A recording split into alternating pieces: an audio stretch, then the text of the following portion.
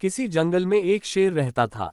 शेर की उम्र काफी बढ़ चुकी थी, जिसकी वजह से उसे शिकार करने में काफी मुश्किलों का सामना करना पड़ता था।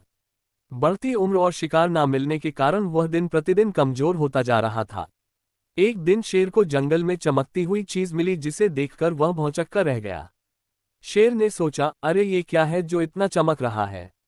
मैंने पहले तो जंगल में ऐसी कोई चीज नहीं देखी।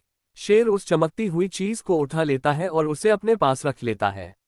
वह सोचता है, शायद यह आगे चलकर मेरे काम आ जाए। अगर वह कभी किसी इंसान को इसका लालच दूंगा तो वह मेरे पास जरूर आएगा। कम से कम मेरे भोजन का इंतजाम तो हो जाएगा। शेर सोने के कड़े को अपने मुंह में दबाए चल रहा था कि उसे एक आहट सुनाई देती है। वह उस आहट को बड़े ही ध्यान से सुनता है और फिर उसी दिशा में चला जाता है जहां से आवाज आ रही थी। शेर देखता है कि एक ब्राह्मण सामने से आ रहा है और फिर वह उस ब्राह्मण की ताक में झाड़ियों में छुपकर बैठ जाता है। जैसे ही ब्राह्मण शेर के सामने से गुजरता है तो शेर उसे आवाज देता है। ब्राह्मण रुक जाता है और अपनी नजरें चारों तरफ दौड़ाता है, लेकिन उसे कुछ नजर नहीं आता। ब्राह्मण कहता है, भाई तुम कौन हो जो इस तरह से मुझे आवाज लगा रहे हो? शेर झाड़ियों से बाहर आता है और ब्राह्मण शेर को देखकर डर जाता है। शेर कहता है, मैं यहां से गुजर रहा था कि मुझे ये सोने का कड़ा मिला।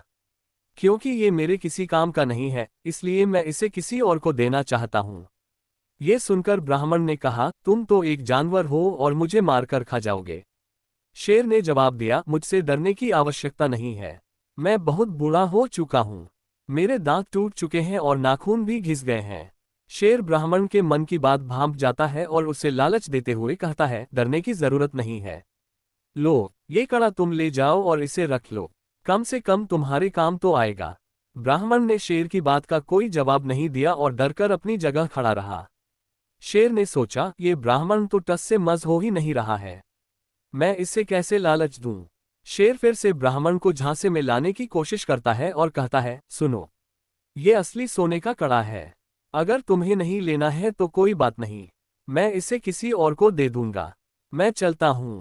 ब्राह्मण सोचता है, अगर इस शेर को मुझे बेवकूफ बनाकर खाना ही होता तो मुझ पर ये कब का हमला कर चुका होता।